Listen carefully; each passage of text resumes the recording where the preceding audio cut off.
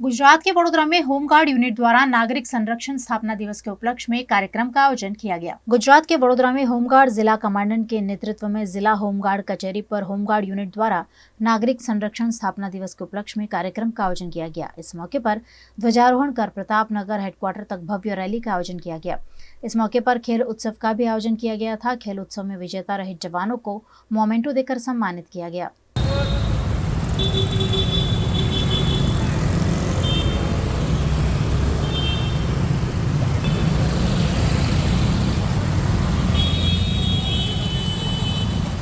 आज 6 डिसेम्बर वडोदरा शहर unit home guard द्वारा होमगार्ड स्थापना दिवसनी उजवणी करवामां आवी अने जिला कचेरी खाते माननीय जिला कमांडंट साहेब श्रीना नेतृत्व हेठळ अने राज्य सरकार तेमज वडी कचेरीना आदेश मुजब आज 6 डिसेम्बरे होमगार्ड स्थापना दिवसनी उजवणी करवामां आवी।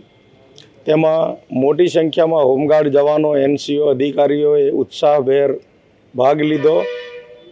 जिला कचेरी खाते होमगार्ड स्थापना दिवसનું ध्वजवंदन कर्યું અને कोठी कचेरी कम्पाउंड थी रेलीનું आयोजन करी रेली स्वरूपे प्रतापनगर हेडक्वार्टर खाते गया અને वडी कचेरीनी सूचना अनुसार त्यां वडी कचेरीनो लाइव डेमोन्स्ट्रेशन जे हतुं ते त्यां तमाम जवानोए निहाळ्युं अने आजना दिवसनी तमामने शुभकामनाओ आपी।